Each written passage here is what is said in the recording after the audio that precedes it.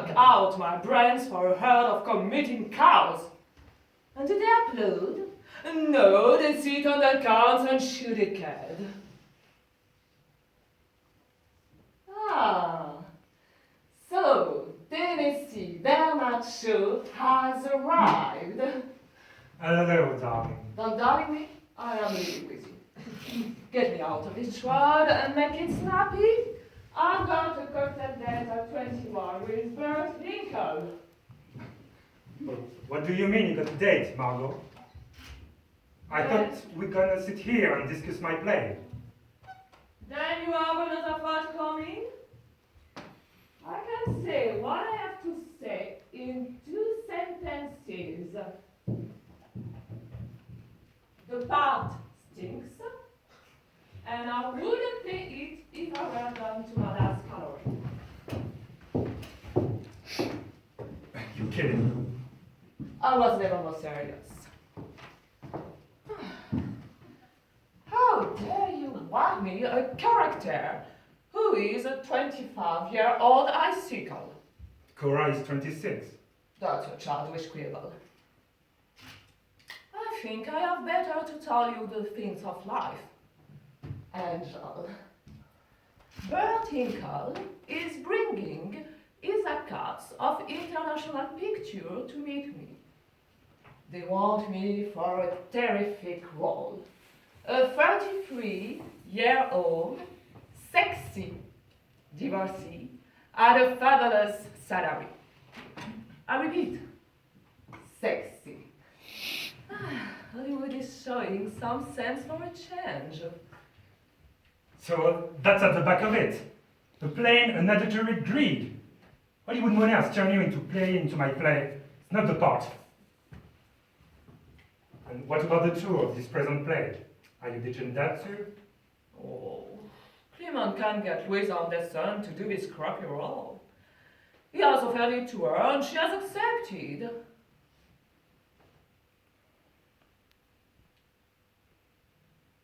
Oh, frankly, Lloyd, I am tired to death of it. I have decided against it. I couldn't face another tour. I'm bored. I need a rest. You always say that nothing bored you more than resting. Oh, it's not good arguing. I have made up my mind. I mean, if your new play had turned the way I hoped, I would have done it after Christmas, no matter how tired I felt.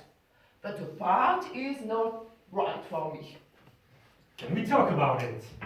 I'll be willing to make some revisions. Oh, you can't change your whole basic situation. What possesses you to think I would play a young girl who loses her husband to another woman, and a Spanish woman at that? What the hell the woman's nationality has to do with it? Nothing. But I don't lose my husband to anybody of any nationality. So this turgid muck isn't your métier at all. You have written a drama, a serious play, about a frigid girl. Do I look the frigid type, you blind body? Oh, you must be out your idiotic mind. My idiotic mind. I suppose you think you just have to step on the stage and read the bloody telephone book and the public will kiss your feet. I suppose you think you don't need a strong vehicle. I do need a vehicle. The what vehicle? Can't you get into your head that I haven't the proper quality to play Cora? No. Because actresses have no judgment. They are always winning an Oscar for parts they are forced into play. Margot, it's a part for a star like you. You got everything. Bitterness, compassion, pathos. And the comedy. Damn you, I am a comedian. Did you forget that this time, or were you worrying without me in mind? What infuriates me is that the part bears no resemblance with the original idea we talked over. It was agreed I was to play the older woman who loses her husband. temporarily, and getting back in the end. Suddenly, the whole thing is in reverse. It didn't gel that way. The more I work on the themes, the more it turned into cliché. The moment I turned things around, everything fell into place. The scenes wrote themselves. Well, they can help themselves without Margot Crane. Margot, you're intolerable. What makes you think I can have a hit if you're not in it? Let's face the facts, Honeyland. With me, you have had 3 matches. Before me, you have had 2 Broadway flops and 1 turkey that was roasted 2 days in Philadelphia. I was learning my trade. You happened to come into my life after I learned it. Nuts. I have taught you everything you know. That was the changes I wanted. That was the cuts I insisted on. Plus the bits of business I invented. That saved your play from mediocrity.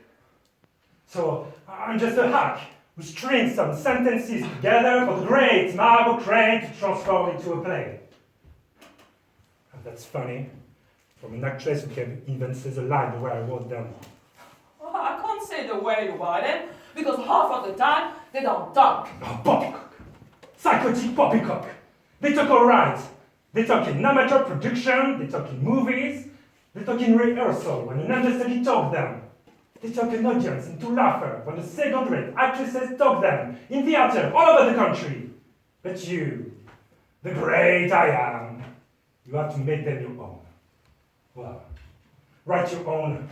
See if I can hear you. Conceited, spoiled, aging soubrette.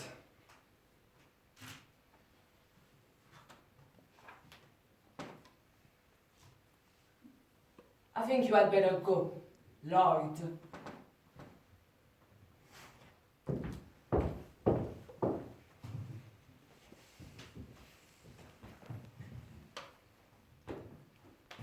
And please, tell that sweet wife of yours, for whom I feel great sympathy, that in these circumstances, I must beg off coming to the country this weekend. I might castrate you before the Sunday was over.